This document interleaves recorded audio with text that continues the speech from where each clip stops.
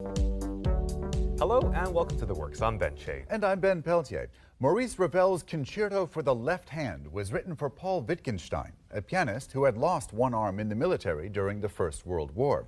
French pianist Maxime Zecchini was inspired enough by the concerto to begin studying other works just for the left hand, and he has now recorded several volumes of them. He'll be in our studio later. But first, ink has a long history in Chinese traditional painting. It is used in calligraphy and landscape and literati painting. Local ink artist Choi Hoi merges calligraphy and Chinese traditions with paper wrapping, carving, collage, and relief to create unique ink art installations. For an exhibition last month at Hong Kong Baptist University's Communication and Visual Arts Building, Choi worked with a group of students to explore new ways of merging Chinese and Western art forms.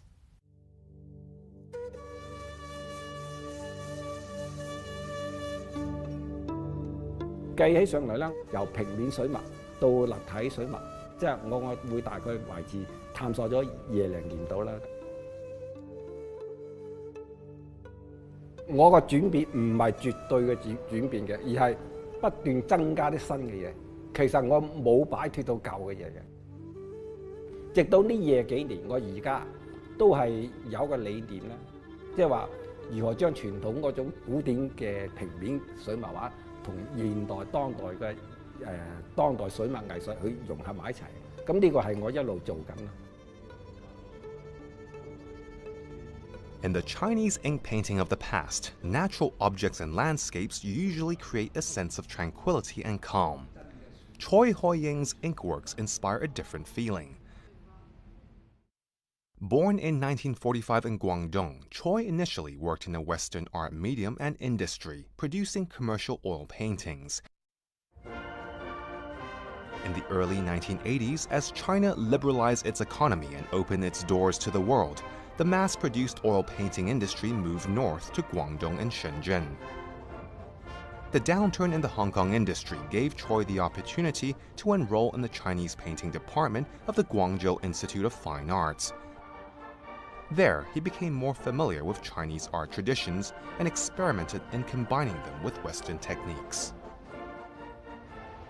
咁我嗰陣直情用塑膠彩啊，甚至到撈咗啲油性嘅顏料啊。 油性顏料同水性顏料一混合，產生一種互相排斥又互相融合嗰種爭嚟爭去嗰種感覺。我已經開始咗嗰陣，將西方素材同東方素材混合咗。Choi began composing modern landscape paintings by applying both Eastern and Western techniques and materials. His enthusiasm for Chinese culture and philosophy meant that he still wanted to retain many traditional elements and reflect Chinese painting aesthetics. 首先，我會確立我唔係絕對走向咗啲現代嘅，而係我保留好多個傳統個精髓喺度嘅。咁我會 保留傳統個書寫性嘅線條，因為書法咧係中國藝術一個奇葩嚟。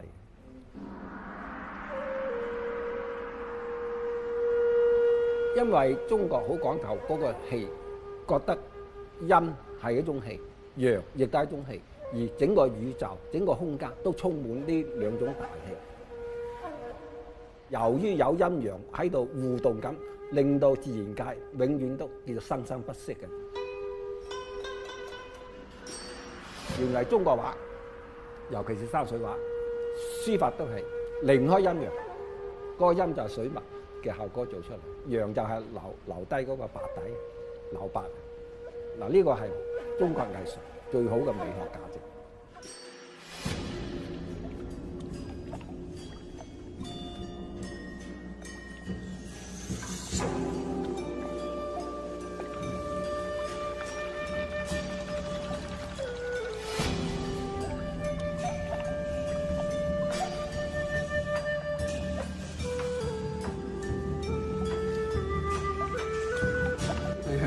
啲風從左邊嚟啦，風從哪裏嚟你就向邊邊吹咁樣。因為你沉住氣。 Choi also introduced collage and stone relief into his work, attempting to transition his ink painting from the traditional Xuan paper onto other materials.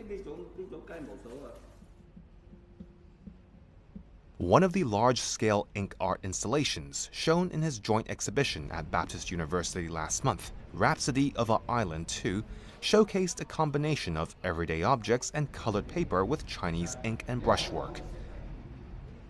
Segments were mounted onto the gallery wall space, creating a vivid three-dimensional landscape.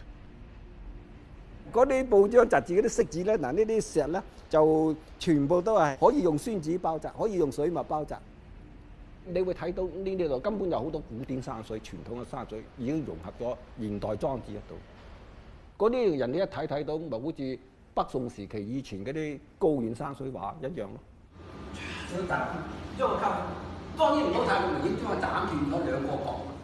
Choi has long been an educator, hoping to pass his aesthetic values and philosophy to new generations. This year, the Hong Kong Baptist University's Academy of Visual Arts Kai Tak Center for Research and Development has invited him to be an artist in residence for 2 months. One of his students there is Li Lan Yue, who is studying for a master's in visual art at Baptist University. Li says he has reconsidered the direction of his work as a result of Choi's inspiration, and eventually switched disciplines from photography to a form of TV sculpture.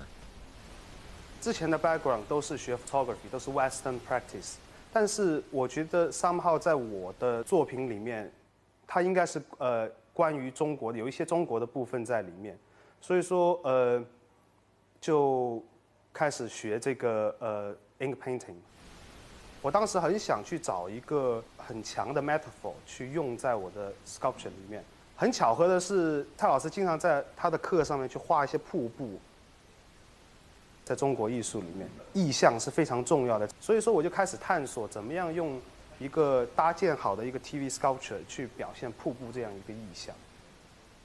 我觉得很好玩，我不觉得老师有这么老，年纪没有那么大，好像就像跟朋友一样说话一样的，完全不像有些中国老师像老学究一样的很威严的在这里教你画画，不像，很少有做中国绘画的有这么开放的心态去学习一些西方的一些观念啦，一些技法。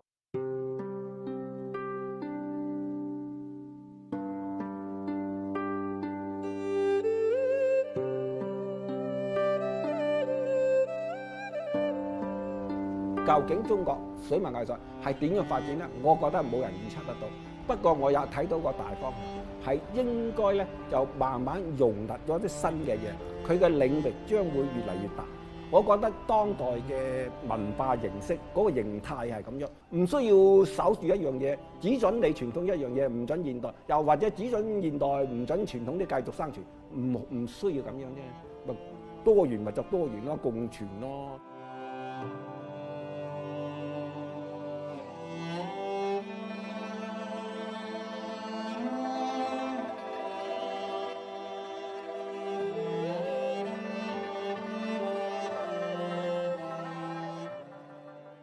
The Hong Kong Baptist University's Academy of Visual Arts is one of 5 publicly funded universities that offers art or creativity-related programs. As in other such institutions, at the end of every academic year, its students get the chance to show the best of their work in their graduation show. This year, the Academy is presenting the works of 100 artists, both current and former graduates, as well as a series of other events on its Kai Tak campus.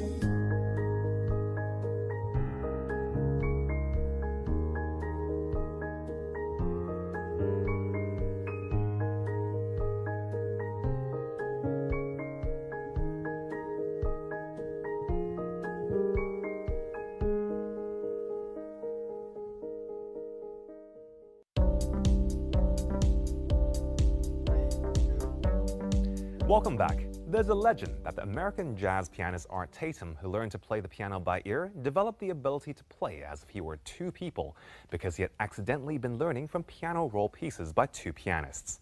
It's a story that Tatum himself later denied, but it does bear witness to his amazing dexterity. Similar dexterity is shown by our studio guest today, but in a different way. French pianist Maxime Zecchini is best known for his left-hand repertoire, using 5 fingers to make sounds that one would usually expect to hear from 10.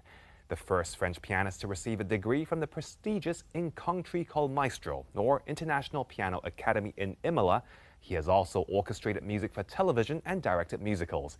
And he's here in Hong Kong for a one-night concert. Well, Maxime, it's a pleasure to have you here. I can see that you have 2 quite able hands, but in your career, you've also made quite a specialty of just using your left hand. Can you tell me what's so fascinating about the left hand repertoire for the piano? Yes, but 10 years ago, I have discovered the concerto for the left hand of Ravel, a very famous piece for this repertoire, and a lot of pianists play this piece. But I was fascinated by this concept, and I have decided to see on internet the rest of the repertoire, and I have discovered 600 pieces for the left hand, and just 1, 2 or 3 discs, 2 or 3 recordings of this repertoire, and I have decided to propose to my label music, Ad Vitam Records, to record the first anthology in the world of this repertoire, and it's very unique and original. It's big pleasure for me to give to the audience a new works. You've made a remarkable transcription. The piece that Ravel wrote initially as a concerto for piano and orchestra for the left hand, you've done a solo piano version of that, which means you have to incorporate the orchestra parts as well. That must be incredibly challenging. From the beginning of my project of recording the repertoire for the left hand, I have thought it's a good idea to propose the piece, the most famous of the repertoire for the left hand. And it was this concerto. And I have had the idea to do this transcription because it's very spectacular, very intensive. It's necessary to have a lot of energy. And with the left hand, I play the part of the orchestra and the part of the solist. And it's a superposition. And I play this piece tomorrow for the French May. And yes, it's incredible because it's 20 minutes of energy, of enthusiasm, of very spectacular and virtuosistic music, and the audience like it, and to finish the concert is really a good idea. Now, I noticed in your program for the French May, which is tomorrow evening at the Academy for Performing Arts Recital Hall, that you've included music for 2 hands, more conventional or traditional pianist, classical piano fare, with the repertoire for the left hand. Is that something you normally do, to combine these 2? I think it's a very good idea, a very good concept to mix the repertoire for the both hands and the repertoire for the left hand, because like this the audience discover a new piece, but I think it's very pleasant to listen the most famous pieces of the classical repertoire, and I think it's a good concept, and it's my way. This specialty that you have with music for the left hand isn't your only unique aspect as a musician. You're quite an eclectic and versatile person, including directing musical theater, orchestrating for music for television, that sort of thing. What has led you in that direction? Because that seems rather unusual for a classical pianist to do that. I like a lot of style of music. When I was young, I have listened a lot of style of pop song, of musical, of film music, and for example, at the end of my concert, I play very often a piece of film music or a famous song, and the audience like it, and me too. And so I write a transcription for the piano, and it's very pleasant to give this gift to the audience. You've mentioned transcription, and like following the footsteps of the great Franz Liszt and many other people before you, you've done quite a bit of transcription yourself and some composing as well. What has that process been like, and do you plan to do more of it? With the piano, it's possible to do a lot of things. It's possible to accompany, it's possible to play solist, it's possible to play pop song, classical music, and it's possible with the concept of transcription, it's possible to play opera, a song of operette, and it's very, very rich, and I think it's a very good idea to play the piece from the other instrument, but with the piano, and the piano can do this, and it's fabulous.